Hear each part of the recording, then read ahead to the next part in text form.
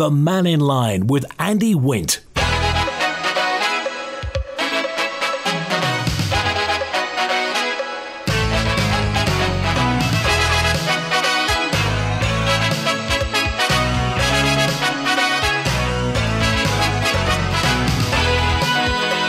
Dash to my good afternoon. We're open line on Mannin Line through till 1. Call 66 13 68. Text 166 177. WhatsApp on the same number, but you will have to have us in your contacts. And you can email studio@manxradio.com. So they're still discussing and debating the assisted dying bill all morning this morning. So maybe you've been listening to that on AM 1368, or perhaps it's the cost of the proposed wind farm at Erie Stane, which yesterday, apparently the eventual cost is yet to be determined, according to the chairman of the Manx Utilities Authority. So they don't, in fact, no ballpark figure, I don't think, has ever really been given, definitely anyway. But any thoughts on anything else as well, then text, email, call and WhatsApp. And Mark dropped me a note in last thing yesterday. Couldn't get it in yesterday afternoon, Mark. So here it is. Wind turbines are not the answer to our energy policy. Listening to the government, you'd think that wind will provide it all, but it can't possibly do so. At best, 24% of the power required, no matter how many you install, for obvious reasons, i.e. when it doesn't blow, they don't spin. Namely, too windy, not windy enough. The other 76%, this is Mark's version, has to come from somewhere else. We clearly need to continue with either a gas-powered power station to provide the 76%, and that's a cable to the UK, an interconnector, or one of those new generation Rolls-Royce small modular reactors. Do you remember? We talked about those 3 years ago on Mannin Line. Rolls-Royce. In fact, we spoke to the professor at Sheffield University talking about those small modular reactors.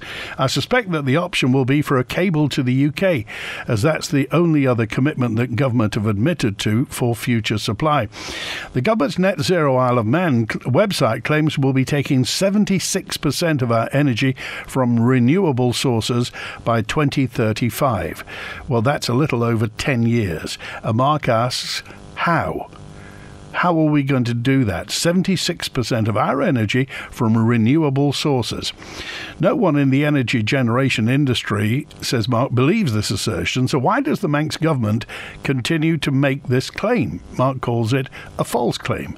An honest, realistic approach is needed to energy security, and it needs to be developed after this current nonsense has been scrapped. The rush to wind, when you put all that's known from government and private companies involved in it, leave you in no doubt it's just yet another cynical plan to make local billionaires even richer at our expense. That's Mark's view. Thank you, Mark, for that.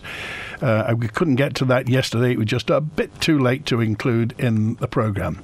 On another subject, yes, confirming the Port Erin rafts are broken. The commissioners left them for last November's storms, so the Port Erin rafts are broken.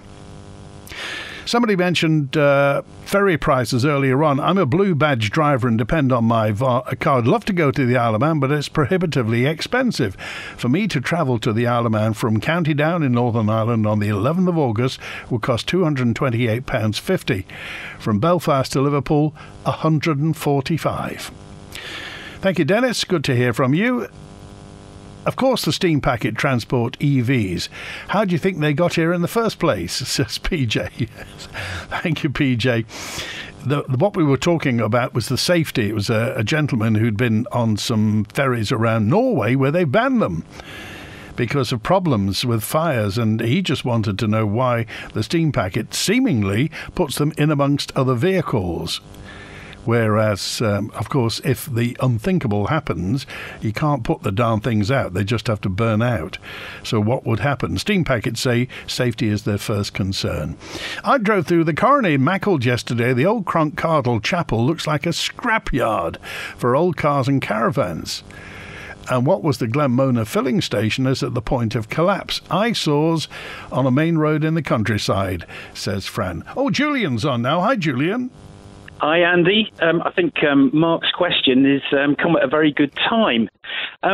There's a friend of mine called Anne, who I've not met yet, but has passed me a message to say that I should be more understandable and don't get so in the weeds, you might say, and technical. So here we go, Anne. There's a Manx Utilities document which is titled the Transition Programme ODM 002. ODM means Operational Decision Making. This document was used to convince the board of the MUA and Treasury of the financial viability of the wind project. Now, I believe this document has a huge fundamental flaw in it, inflating the financial case for the wind farm by 300%. And the huge mistake is on page 12 of that document, and I recommend everyone try and find this off the Manx Utilities website and have a look at it. When you scroll down to the energy yield section, where two very different engineering terms are used in the same section when referring to how well the wind farm could perform. And those two terms that are being used are load factor and capacity factor. Now, for over 100 years, despite being different, they've been stable. They're kind of like bedfellows that are okay with each other when the power is always available. The big problem now is when you start introducing intermittent power sources like wind farms, and this is exactly why the report is fundamentally flawed. Whoever is advised on it obviously doesn't understand what happens to your load factor when you start adding unstable intermittent wind power into a stable power network. And we've enjoyed this stability for years. I mean, the Energy Transition Lead said that we've got one of the most stable power systems in Europe. The Caervai wind farm at Erie Stain will not only cause major destabilization problems for the entire island's power network, so this is nothing to do with NIMBYism, and it's going to cost us a huge amount of money, especially when the financial sales pitch is 300% more than all our neighbours are saying. And this is the assertion that I'm making is not my numbers. This is based on the load factors published by the UK government and the Renewable Energy Consortium that includes Ørsted, the Crown Estate, etc., etc. What does that mean? Okay, that out of the weeds, what does it mean in words of one syllable? If I had to translate it, say, for example, last winter, we've had an example of intermittent, haven't we? You know, the Heysham docks have had the capacity for a load of newspapers and food and all the rest of it. And what kind of loads were arriving on the island when the boat suddenly went intermittent and didn't blooming well sail all the time? So you've got a bit of a problem when you start having intermittent shipping of the energy, haven't you? So there is a kind of a correlation here. Basically, load is trying to balance what we need with what we're producing. Right. You start moving them up and down, you can add as much capacity, and you see it in the news all the time. More capacity is added in the North Sea and Hornsey off Anglia and all these places.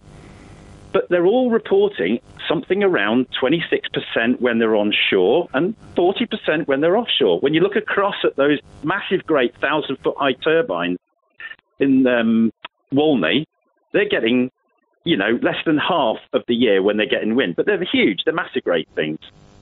The idea that the energy transition team are telling us that we're going to get more than double at Erie Stain, and don't forget, those turbines are going to be sat on Erie Stain. You've got a 1,500-foot mountain to the north and west of it called Cronkneary Lake. That's a kind of a big windbreak, isn't it, Andy?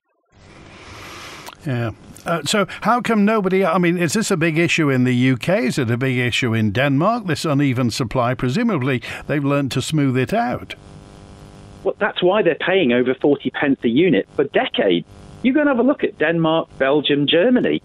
Even the UK now that they've been putting in, 11,700 wind turbines across the UK, the prices are starting to go up. And the reason for that is you have to manage all this load factor going up and down. It's absolutely it's very, very difficult to catch it. We've been used to a nice, pool rows, they can kind of smooth it down a bit at night and they can get it up and it's always there. When you start having these problems, and the problem you've got is that document mixes the words capacity and load in the same blooming paragraph, more or less, to justify 3 times more than our neighbours. I mean, this is something like a terrace of houses, all identical, with the same gardens and everything, and you're trying to put a sales pitch forward saying, well, this particular one is going to cost you 3 times more than all the rest of them in the row. And when you ask the question to your guests, they say, I haven't got the figures in front of me at the moment. Oh, we need to know this, and we need to know it now. This cannot stand, Andy. This is going to ruin the island's economy, and we need to get right on this question right now before we spend another penny on this thing. Okay, what was the reference of that document again, the article?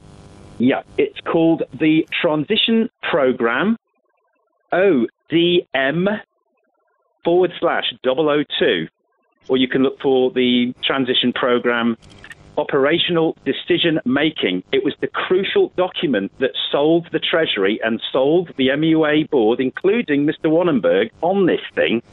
And we need to concentrate on page 12 and look at that first part. They said something about 34%. Sorry to talk about numbers. The UK says 26. Where on earth they're going to get 74%? We're going to have double those huge 200 turbine things in Walney across the water that we can see from Douglas and Laxey and Ramsey. This does not make any sense. And I think the reason for this is whoever did the document, possibly from Wardell Armstrong, doesn't understand what happens to your load factor when you start introducing power that's up and down all over the place. Okay. The two-part company, very quickly, capacity and load are not the same when you start messing with this. All right. Okay, Julian, we appreciate it. Thanks for that. Thanks, Andy. Cheers. All right, Bye. Look at that time. It's 18 minutes past midday, and David's on now. Hi, David. Hi, Randy. Just regarding the future, we haven't started anywhere, and I'll just give you a quick example on that. I've had my evacuation tubes for heating water throughout the year on my garage roof for about 10 years. They probably want renewing into a modern system. But A, are we getting any support from government? I keep getting this fella, I'd love to get this name from this fella that keeps ringing me up and saying, Mr. Quirk, I can give you 3 panels on the roof and you can shunt it into the grid and we'll give you money back. But as soon as you say you're from the Isle of Man, the phone drops down. And we don't get anywhere. But I just wonder what the government's doing with all their properties. You mentioned it the other day. All the schools are going to be on holiday within about 2.5 weeks.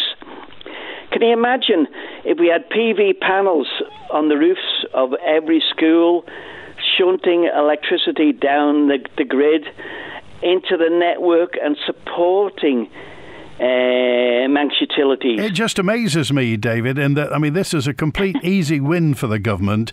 And, people in government often say, well, you criticise us all the time. Well, here's one for you. As you say, you own all those buildings, put some photovoltaic panels on, put some PV panels on the top, and there's your electricity, and you can talk about till the cows come home, because it'll be the government generating. It wouldn't even take the money from the MUA. They could give it to the MUA for free.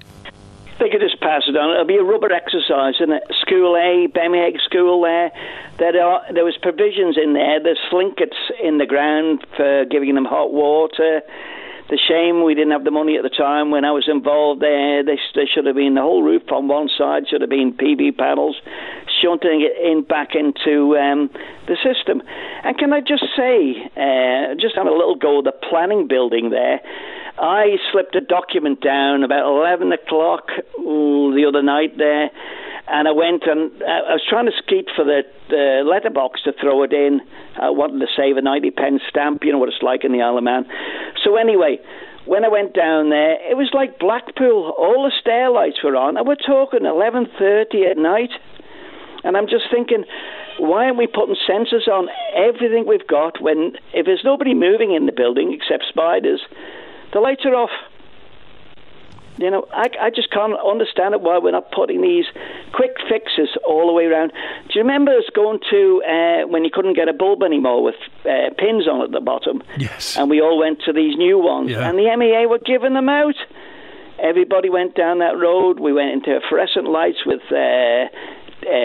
digital, whatever they are now anyway, and sensor lights, and everybody has these low voltage. And I'll give a quick one on it, and it's going to sound stupid. I've got 7 or 8 solar little lamps on my driveway, and they are on till about 2 o'clock in the morning. I've timed them, and it's free. I don't have to worry about it at all. And when they're on, everybody knows I'm here, and I can see the car coming back in the driveway. And we're talking about, what were they, £3 a piece or £1.50 at Tesco? Yeah. You just wonder. All right, thanks, David. Hi. Good to hear from you. And Alan's with us now. Hi, Alan. Hello there. I was just looking at the news about the new flats proposed opposite Tesco's. Oh, there's 100 of them up, isn't it? 100? Yeah, 100 of them. Thing that struck me ever since Tesco's opened, they tried to get a mezzanine put in and it was turned down. I think ShopRite objected. But opposite, you've got a very narrow stretch of river which desperately needs to have a bridge put across it. Because just imagine what it's going to be like when you have everybody trying to go into Tesco's, 100 flats, and they all come over the bridge by where EVs used to be, turn left and towards the bus station, and then down to Tesco's, and then they come back out again, and they go all over the place to get there. Well, Alan, I seem to remember the reason that they knocked back that, because they were going to put, as you say, the mezzanine and probably a bridge across to the other side, and that was knocked back because of traffic at the Lake Road junction. They said there'd be too many cars. Well, I would have thought the obvious thing was you come along the Carstone Road, you turn into Tesco's, park up, do your shopping, go out of that and disappear off down to the south or wherever you're going, or back onto the main Carstone Road. I mean, at the moment, you're going to funnel all these cars out through those 2 mini roundabouts at the bottom of the hill, the one-way hill, and it's just not going to work. Well, can you imagine what that's going to be like first thing in the morning? Well, quite, yeah. I mean, it's bad enough. I mean, you have this ludicrous thing at the moment where people come from Carstone, they turn left over the bridge, turn left again, go around the mini roundabout at the back of the railway station, and then into town that way. So if you put a bridge over, they wouldn't need to do all that, and it would cut down the traffic congestion there as well. It's just a thought, anyway. So, just where do you think the bridge should be? Well, you go past what's left of the council depot, and there's a very narrow piece there, which is got fairly substantial walls, and I would have thought a short span double bridge over there would be very easy to put in, wouldn't cost too much, similar to the one they put at Laxey when the bridge collapsed, when the bus went in the river. Well, okay, all right, well, that's a thought. Thanks for that, Alan. All right, okay then. Good to hear from you. Permission has been granted to build more than 100 new apartments in Douglas. Dandara has been given the go-ahead to develop the temporary car park on Lake Road next to the river.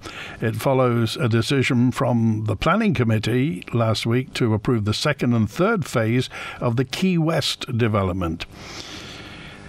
It's 1.5 acres or so, 49 one-bedroom flats, 62 bedroom apartments, and 109 parking spaces, one per dwelling.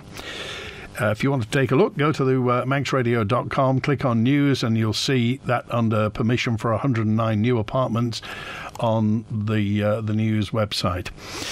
Juan's here now. Hi, Juan.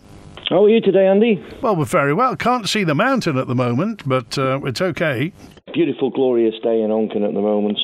So, let's hope there's more to come. But I've not been feeling well today, and I've been watching a concert last night. So does that give me an excuse to be rude? I don't know.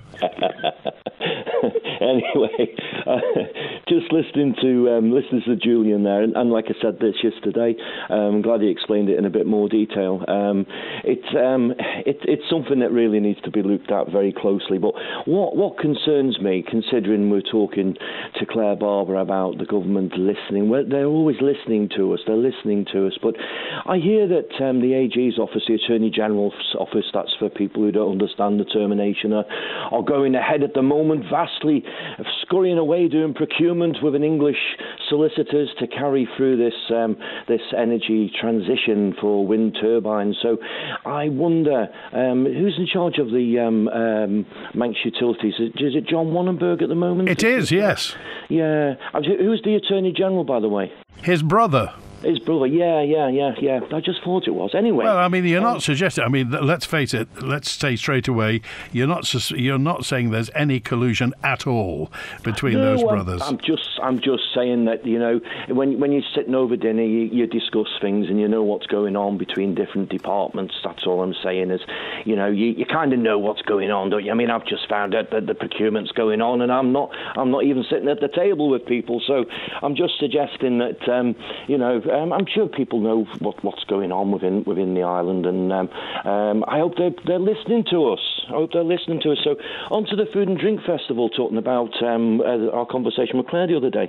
And I talked to a few of the vendors who go down there, and it seems to be that not many of them, if any at all, were pre-informed before the public release that this was not going to go on.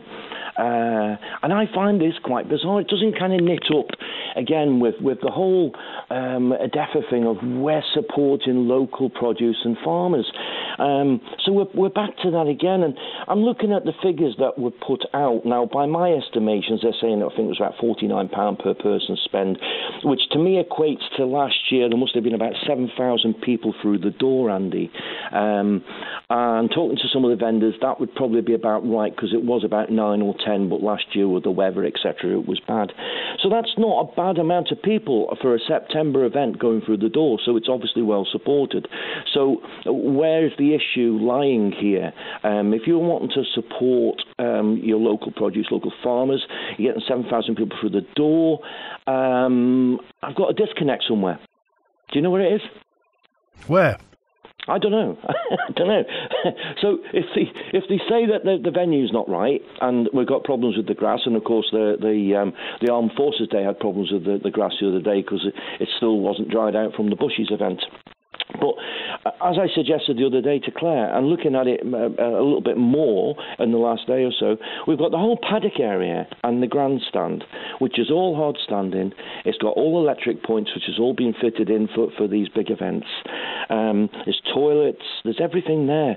So why can't this event just be transferred up to there? There'll be more space, because I know there's certain vendors that have tried to get in there in the past and can't because there's not enough space. So the event could be bigger. You could put a kids zone in there. You've got local people doing the marquees.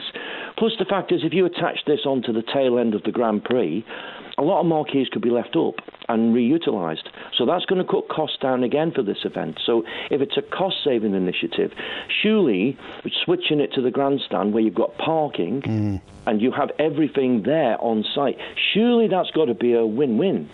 Well, you would think so. I mean, it's just that. I mean, let me put the DEFA's point of view. Then they're on a loser anyway. You know, if they don't do it because there may be a financial risk, and let's face it, that's what's at the back of all this. You know, let's face it, you can have a deluge in 12 hours on the Isle of Man, and the whole thing will be completely ruined. And then it will be who'd have thought it, and everybody lost money, and DEFA will get the blame for that. So what can they do, if you like, to future-proof it?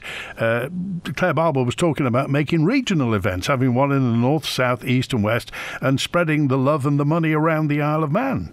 Spreading the love, I like that. That was my words, not hers, by the way. Take the government out of the equation then. Let's make it a private event. You've got people over here that put all the marquees up for it anyway. You've got a event management solution who run the thing and organise it. You've got people now who are interested in local events and farming, and likes of Robinsons who are on board with local produce and stuff. Let's take it away from the government. Let's take that responsibility away from them, and let's see if companies can get together and work to put this on for the people, rather than having the worry of government losing our money down the line a little bit further. But I think it's doable. I really think it's doable. And if you're on hard standing, then that takes away the quagmire of the mud. Surely the event is, it's got to be a goer. Just even to support our own, Manx and local culture and farming and all the other little quaint industries that we've got. Okay, all right. Thanks, Stuart. Take care, Andy. All right, good to hear from you. Okay, and let's put one thing on record. There is absolutely no connection between Mr. John Wannenberg, who is the chairman of the Manx Utilities, and his brother, happens to be his brother, who is the Attorney General, Mr. Walter Wannenberg. Okay, there is no connection between what's happening there, the fact that certain things may be happening. Okay, let's just put that on record, and any suggestion to the contrary is untrue. However, the eventual cost of the proposed wind farm at Eristane is yet to be determined, according to John Wannenberg. In the House of Keys yesterday, the MUA chair, John Wannenberg, was asked about the estimate. Do we know at all how much this wind farm is going to cost? Projected cost of the wind farm at Eristane has not changed between the period of June 23 to June 24, since the original business case was presented to the board. Survey work at the site remains ongoing, and as with any scheme during the development phase, cost estimates will be subject to change as aspects of the site and proposed design are clarified. As we progress through this project, cost estimates and scheme objectives will be verified with suppliers to ensure that the scheme remains appropriate and will deliver good value for customers. At this time, that remains the case. To help the Honourable Member, Manx Utilities has used cost information available from the industry during its decision-making processes, alongside estimates from cost consultants and UK projects and contingency sums to achieve a business case which has been presented to the board. This is standard practice. This business case also remains unchanged. With respect to monitoring the market, Manx Utilities have conducted a market testing exercise to ascertain information from suppliers and have continued to engage with these suppliers since then, both directly or via our consultants on this project. The information we have acquired has also been verified by a cost consultant and against UK remote island projects. Mr. Speaker, it's very simple. Equipment cannot be ordered without a manufacturing tendering process. It is anticipated that the manufacturing tender will be issued during the financial year 24-25. However, it will be necessary to seek funding before any equipment is purchased from any supplier. As the Honourable Member is aware through his continued interest in this project, there is a wealth of information available on the Manx Utilities website. Vivian's on with us now. Hi, Vivian. Hi, Andy. You're talking about this food fair. Yeah. If you divided it into 4 areas, which has been spoken about, there are a lot of producers in each of the areas, and therefore it would give them a time to show their products and people to support them. And people will travel for miles just to go to a food fair, won't they? Yeah, I mean, do you think that will work? Why not? Why shouldn't it work? If they don't like it, they won't support it. But it's just an idea, and it would produce the money around the whole of the island and not just in Douglas. I keep on saying I don't know why everything has to be in Douglas. Where would you have it in the north, Vivian? Oh, there's all sorts of places. You could have it on the Claddock. Interesting, yeah. There's plenty of room there. Or probably a farmer would give you a big field to have it in. Okay, all right. Well, and I'm sure down south they'd get somewhere like the show field or something like that. Do you think it's better to weatherproof it, Vivian, and put it indoors somewhere? Well, you could do that. I'm not against that. It's just finding a big enough... The only thing you could do is have a place there for people to go in if they wish to have it inside, and have a marquee outside. Okay. All right, Vivian. Good to hear from you. Thanks for that. And happy retirement. Thanks for that. 25 to 1 it is. Hi there. Yeah, it's just in regards to the food and drink cancellation for this year. Contractors who provide a service, who were locked in by tender to provide the service, were not contacted, as were the individuals who had secured stalls or their own businesses. These contractors, because they were contracted by tender, have been investing, so they've already spent thousands of pounds this year in preparation for September's show. What's going to happen to these contractors? These people have refused or declined works for that date because they are committed to the Food and Drink Festival, and these are all local companies that provide the service. I do think it's very upsetting for them that they weren't personally notified. Just to hear this on social media, the local news, are these people going to be paid? Many thanks. OK, that's from the answer phone. Stop this lying, says this anonymous person. Denmark does have the expensive electricity, but it's due to taxes for social security policies rather than a specific energy policy. Electricity for industry is one of the cheapest in Europe. 50% of our electricity comes from turbines. If we own the wind turbines, we can set the energy cost. Well, just for the record, I've checked household electricity prices in Denmark. Average, and bearing in mind, ours are 29p per kilowatt hour. There's a 59 cents per kilowatt hour, the latest figures. And they do generate a lot of electricity from their own wind turbines, because it gets very windy in Denmark. At Isle of Man Energy, we're excited to offer our customers the Alpha E-Tech efficient hybrid gas boiler and heat pump combination. This state-of-the-art hybrid boiler causes minimal disruption to your existing heating system, making it simple to upgrade. Priced from just £65 a month and with 6-year warranty as standard, which can be extended to 10 years, what are you waiting for? Register for a free consultation at isleofmanenergy.im.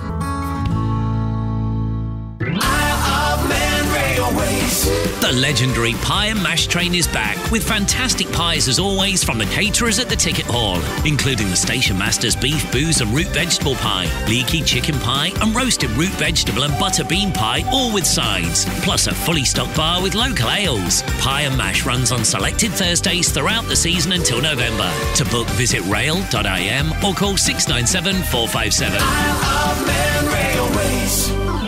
Summertime, when thoughts turn to eating out and delicious fresh food. But you won't find just any food when you choose from the new summer menu at the Mannin Hotel.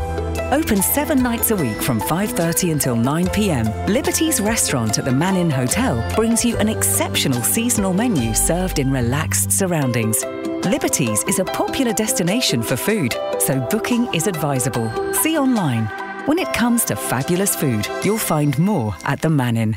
So Manx Radio Update is going to be changing from next week. It'll still bring you a roundup of what's been happening on the Isle of Man during that day, including the good news as well. But it's going to be at a different time and with a different presenter. To have a smiley face and someone to welcome you along that journey just makes a load of difference. It's a thought of finding something of interest. Update from the 1st of July will be at 5 p.m. with me, Beth Espy. And if you miss any of the programme, you can download it as a podcast from your favourite podcast provider. Manx Radio. Listen again from the 1st of July. The Mannin Line with Andy Wint. 21 minutes before 1 on Manx Radio, and a note in from 615. It just says, if we're going to have a consultation vote on removing the bishop, well, that's one of the proposals. Oh no, that was his sister dying, wasn't it? Is there going to be... Oh, dear me, we're in the middle of everything here. Can we have a vote at the same time? A vote of no confidence in the administration. Also, to halve the amount of MHK's salaries and reduce the MHK's by half. It seems fair, says 615. I'm imagining they wouldn't say it was fair.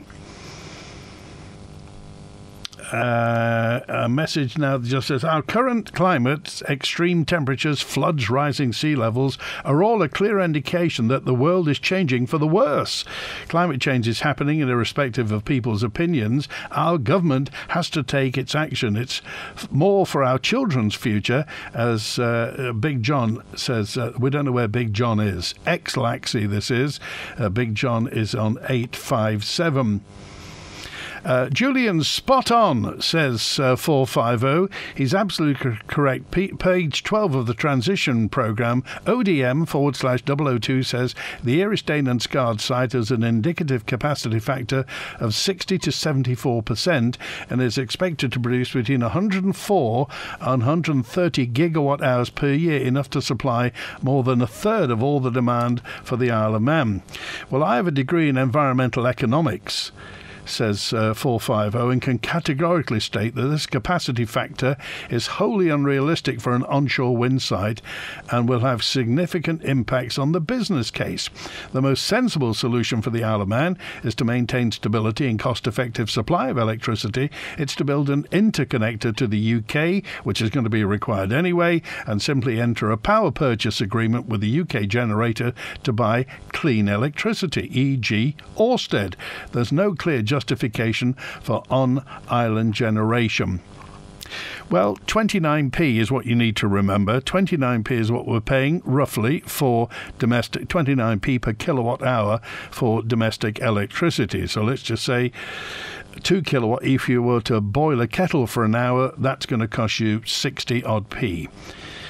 How much is it going to cost in the future? You probably know, because Max Utilities have been sending out their electricity bills of late. I know, I've seen mine. Just take a look how many kilowatt hours you consume. In fact, get 4 of them together and work out how many kilowatt hours you use in a year, and then multiply that by 0.9, and there you have the number of pounds that you're spending per year on electricity. It may go down, could possibly go down, but you never know. It won't go down to as much as they pay in Iran or Cuba or Libya or Angola. Crikey. The price of electricity there is absolutely tiny. In Iran, they pay 1.5 US cents per kilowatt hour. No, I'm not kidding you. The lowest price in the world is Iraq pays 1.5 cents. Iran is the lowest priced electricity, household electricity in the world. 0.2, a fifth of a US cent per kilowatt hour they pay. And we get lumbered with 29p. I know. It's worth thinking about, isn't it? There are more things happening in the world. Of course, they're debating the assisted dying bill, and that's going on. We'll hear more about that later on today. I'd like to tell you about my experience, says JB. I'm having some problems with Isle of Man Bank and their due diligence team. Instructed a security company called Hooyu, Hooyu, to do a security check on my company. Well, this has been going on for 6 months, and it's caused me stress because of the way their checks are being carried out. It's too complicated to go into detail, but basically I'm being treated like I and my company are doing something illegal. We're guilty of doing something crooked, and I'm not the only company to be going through this. I've spoken to some friends who bank with Isle of Man Bank or RBS, and we're all getting the same threatening letters. i.e., we're going to exit your account from the bank. This is akin to the Horizon scandal in the UK, where a big company is determined to break small, legitimate companies down. If you are having the same sort of problem, if you're getting letters from Isle of Man Bank or Royal Bank of Scotland, international as it is, to prove who you are, your inside leg, what your mother's maiden name was and things like that. Something that's never happened before if you've perhaps been with a bank for 10, 20, 30 years and suddenly you're getting treated, as JB says, like you're some sort of crook. Can you tell me more about it? I'd like to know what the rationale is behind this, why they're doing it, and are they actually exiting any legitimate companies on the Isle of Man? Bluntly, just because they feel like it. Manx Petroleum isn't just here for motorists, homeowners and businesses. We're here to help good causes too, like the Dan Neen Charitable Fund, supporting the Ledans 24-hour cycle challenge around the Derby circuit on the 3rd and 4th of August. It's time for cycle riders of any ability to test themselves and raise vital funds for great causes island-wide. Enter individually or as a team now at danneen.shop. Supported by Manx Petroleum, here for you. Customer satisfaction and quality have been a priority at Milk Rests for over 60 years. We're proud to represent the great car manufacturers, Jaguar, Land Rover, Vauxhall, Mitsubishi, Subaru and Isuzu, and have taken time to build up the trust and respect of both car makers and drivers. 100% independent and Manx owned for new and approved used cars, leasing, servicing, parts and superb customer service. Milk Rests. It's what's behind us that keeps us in front. Island Hearing Limited, your local hearing care specialist since 2009 with branches in Port Erin and Ramsey. We provide the very latest hearing aid technology available, which you can try at home, with excellent aftercare and a wax removal service available using microsuction. Give us a ring on 830 722 or visit Island Hearing at One Station Road, Port Erin. We're happy to help. Island Hearing, always listening. This evening, the third in a series of programmes to bring back voices from the last 60 years of Manx Radio. This evening, voices and views that made the news from 6 p.m, available as a podcast afterwards at manxradio.com. The Mannin Line with Andy Wint. It's 13 minutes before 1. Wouldn't it be nice if we could have the truth about who is involved with the wind turbines and who is going to make money out of this? Who's going to be the true financial beneficiary? Thank you, Francis. 762. Well, the good thing is, remember, we own Manx Utilities, it's ours. So if Manx Utilities owns the wind turbine, then all the money is going to be going through Manx Utilities. Surely we're not going to be paying money to a private operator. We'll have to pay somebody to build the darn things and for maintenance and what have you. But there we are. The answer, here we go again, says Graham, the answer to the island's energy requirements is beneath our feet. Geothermal, once installed, clean and green, very low maintenance, doesn't kill, guaranteed not to kill wildlife and lasts for 50s, hundreds of years, says Graham. We've talked about geothermal before. At the moment, it seems as though no commercial interests are bothered about it. Obviously, it costs money, and really to put a test well, a test drill for geothermal will be millions of pounds. And apparently, according to the government, we don't have the money for it. The schools would save a fortune if they turned off all the computers that are left on 24/7, 365. They're not turned off at the end of the day, says Ian. Is this true? Plus the schools are shut for 10 weeks a year. Surely they turn the computers off at the schools. Regarding solar panels, says David, didn't our government build a brand new test centre, vehicle test centre, with no solar panels? So, joined up government? Here's a message in for, let me see, let's have a look. Dandara have got the government by the short and curlies, says Frank. How do you know that? You're just making this up, aren't you?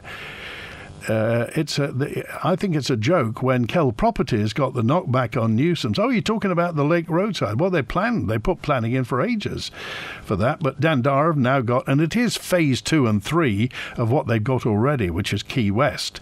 So perfectly ordinary run-of-the-mill planning application, and it's been passed. 109 car parking spaces. So it will be interesting to know what the traffic dynamics will be. Surely all 109 people and their vehicles aren't going to be leaving at the same time, but we'll see. Maybe they've got some traffic planning measures that they're going to put forward. I noticed, by the way, talking of Kell Properties and nuisance, they've smartened it up. They put brand new coloured netting all around it. It looks aesthetically a lot better than it did before. There are a number of gangs, says Charlotte, on Snapchat and Telegram selling vapes and tobacco to minors, as well as cannabis and cocaine. Did you know this? The police are aware of the increasing number of gangs selling vapes to minors who will charge extra for profit. And the increasing number of young people who are on Snapchat and Telegram. It'd be interesting. I'd like Manx Radio to warn other parents and ask the police if they're aware of this. Well, I'm guessing the police are fully aware of it. But this comes down, of course, Charlotte, to parents, doesn't it, and carers. There are many young people who are insisting on vaping, and nobody quite knows whether or not this is going to be a passing phase, whether or not it'll go the way of clackers in the 1970s. Do you remember clackers? They came and went, didn't they? Everybody thought they were terribly dangerous, and they came and went. But vaping seems to have grabbed hold of the younger generation. And quite what you do about it, because remember, when you're young, you feel you're immortal and you can do anything. And lots of young people feel that anybody telling them not to vape should just push off, because they don't want to hear it.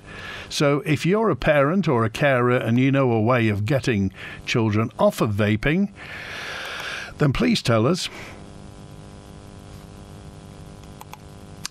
Mention the assisted dying topic. Whatever happened to this matter being put to the public vote? Mr. Cannon did mention this. Seems as though they're going ahead whether we like it or not, says Tony. It was a private amendment, I think, that Mr. Cannon wanted, and that was for it to be put to a referendum on the Isle of Man. Well, the legislation's still going through, and we've got people listening to our Parliament as it happens. So as soon as we find out more quite where they're going with it, at the moment they were talking about changing the name of the bill earlier on. I can't believe there hasn't been more backlash hearing how little our government spend per child on education compared to Guernsey and Guernsey in the UK, says James. I personally think it's absolutely scandalous. Hey, what do you think about this Liverpool terminal, the 7-star drop-in centre? Where are the bus stops? What are the bus numbers? Have the taxi companies been advised of the new drop-off and pick-up area? And lastly, let's add some accommodation cabins, simple 4-berth bunk beds made inside. Maybe start 5 cabins. Let's earn our money back. There's a big football club right next door, and our residents might use it for football trips. Says Texter 382. Well, they've also put, I mean, not us, but somebody's put in planning permission and a suggestion for a brand new big shiny hotel there. When the Mannin Line's not on air, call Manx Radio to leave your opinion for broadcast on 682 631. Kenny dropped a note in 214. Kenny, surely if you make it a north, south, east and west food festival, it becomes 4 times more expensive for participating. Stupid suggestion. It's exasperating, says Kenny. Well, you maybe take 4 times as much money. I mean, what is the future for the Food and Drink Festival? Is it? And David said, well, what about if bad weather stops the Food and Drink Festival? We have a very wet TT, but nobody dare abolish that, says David. Rather than waste 30 or 40 million pounds on a wind farm, what about a small atomic power station? Better value, and it would be more reliable, says Alan. Well, these small nuclear reactors that Rolls-Royce are making could be the future. But, I mean, the technology at the moment is right at the start. Just a quick word about this weekend. And Beach Buddies, they're cleaning up the coastline at Niarbol this weekend on the west of the Isle of Man. There's a volunteer session from 10:30 on Sunday. It's been a while since they've been to Niarbol, so there's plenty to do for volunteers in the various bays and coastal footpaths around Niarbol. Meet near the Cafe Car Park. They'd like to see you this Sunday, 10:30 in Niarbol.